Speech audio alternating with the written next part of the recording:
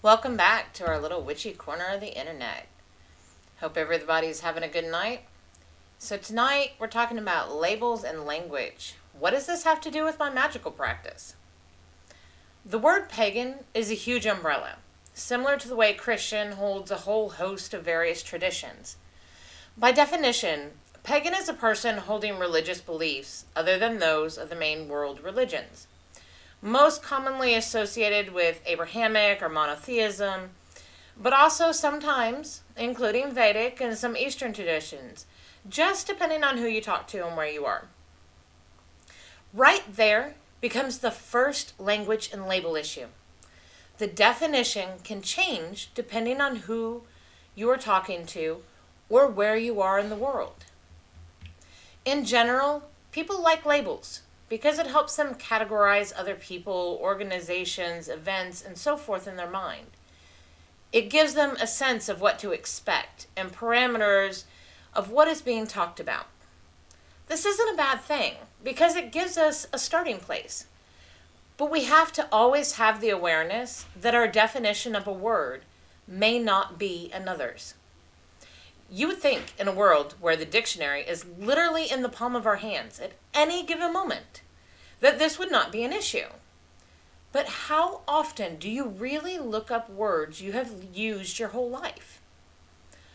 A word that you were taught meant a certain thing, or that society on a larger scale portrays it in a certain way, giving way to altered definitions.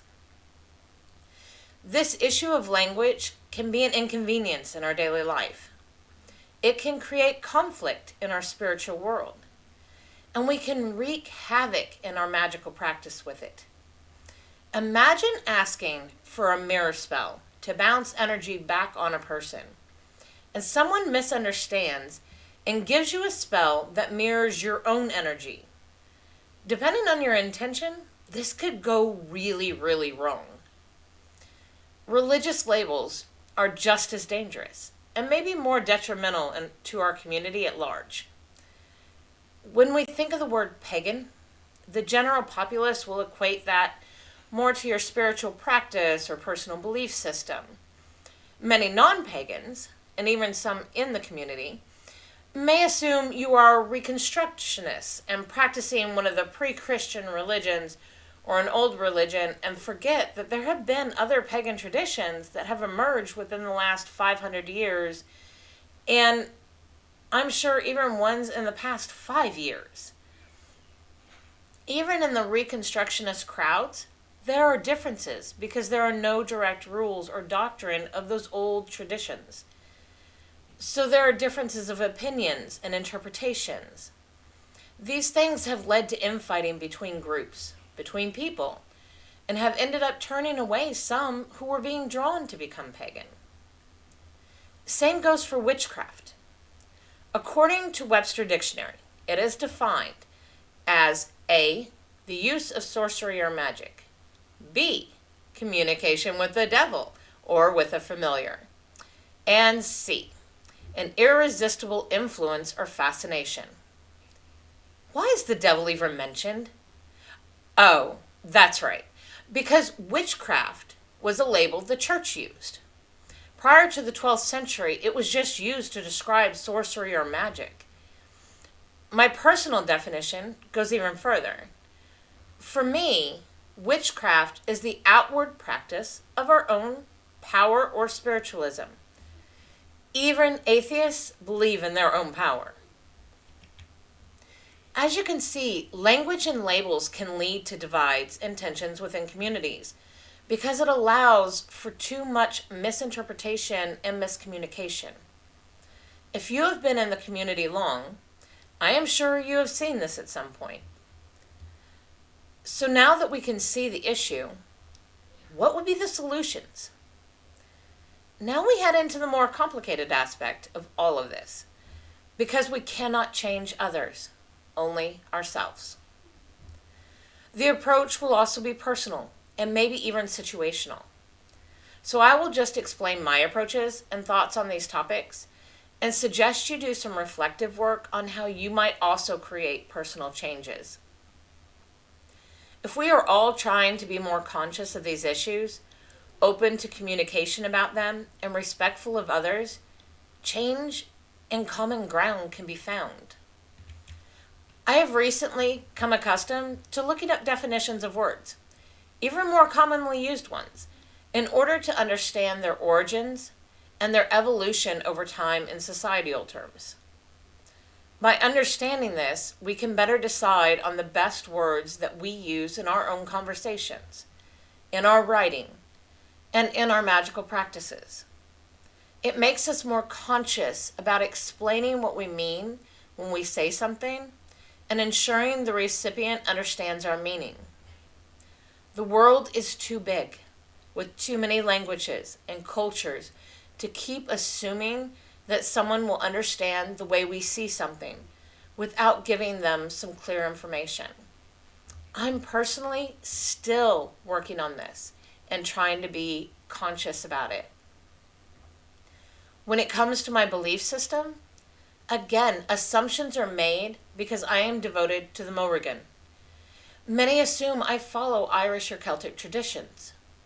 Although I may draw a lot from them, their aspects and traditions, I would not consider either my religion.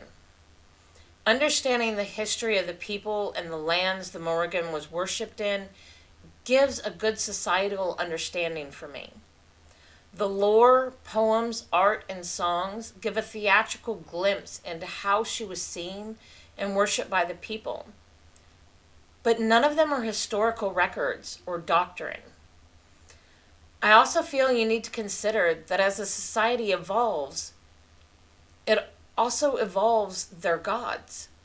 You have a society that's evolving, thus their people are evolving.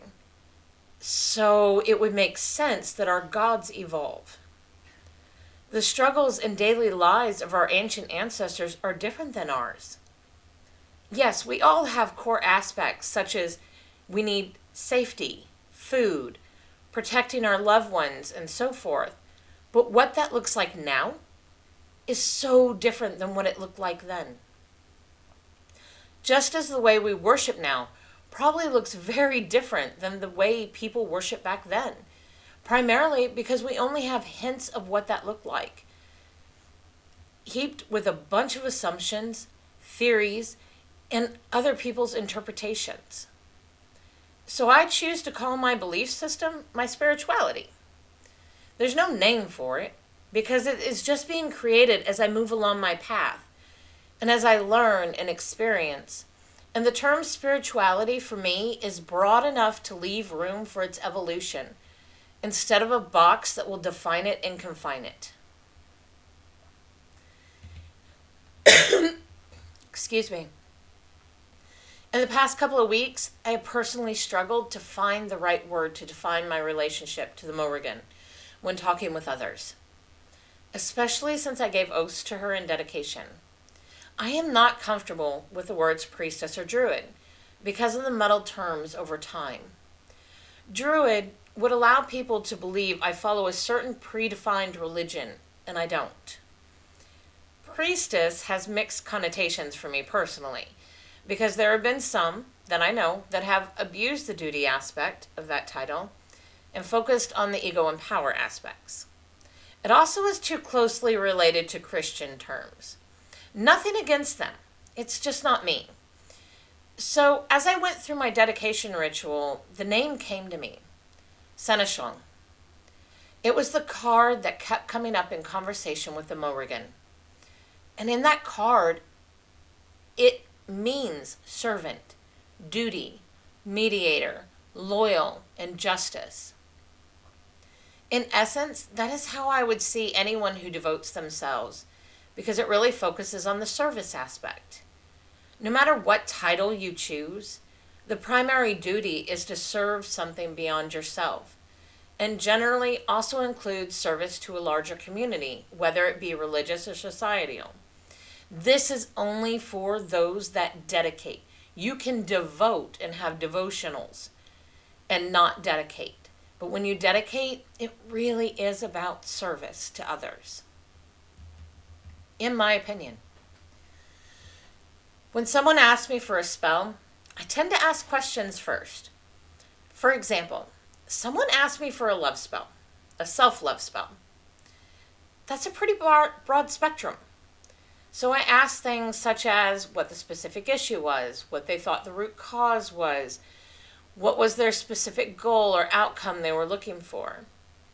By asking these questions, it allowed me to help them in the right way. We cannot be afraid to ask questions to get more detailed information in order to point a person in the right direction. The receiver also has to be open and not defensive when the person they are asking help from starts digging for details. I can only speak for me, but I'm not asking to be nosy. On a personal level, I probably don't care. I'm asking so I can guide you into the right direction for your intended outcome, because that's what I'm really doing. This is about you. It's not about me. Inevitably, at some point, you will be asked what kind of witch you are, or what type of witchcraft you practice. It's my favorite. Unless you follow a certain structured practice, again, the waters get muddied. Many times I see those people getting labeled eclectic, meaning they pull from a variety of different areas, but also give it an air of chaotic magic. If you work with herbs and utilize cooking magic, you may be labeled as a kitchen witch. You may also grow your own herbs and such, which would also make you a green witch or a nature-based witch. The beauty of practicing witchcraft is that we do draw from a variety of sources and types of magic. As we learn and grow, that list gets longer and longer. This is where labels get problematic. Listing all the types of magic I have done and currently do would take a while. And I would undoubtedly forget something along the way, and then I would say something about it later, and somebody would be upset. Then we get back to defining different crafts, and your definition of a green witch may be different than mine. And it is such a large practice. There may be some aspects you connect to, and some you just absolutely don't. So it is still painting with a very broad brush. There is nothing wrong with any of this. There really isn't. It is just something that we need to be aware of and consider when we're interacting with each other. So in the end, there is no blanket solution for the language barriers we encounter on a daily basis. And that sucks. What we as individuals can do, however, is educate ourselves. Learn the definitions of words and terminology. Don't be afraid to ask questions.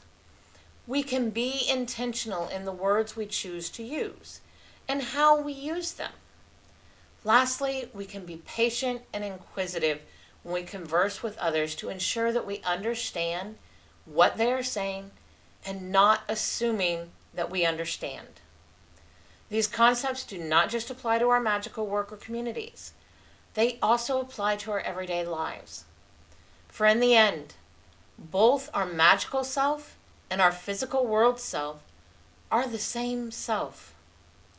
So until next time, keep walking your own path.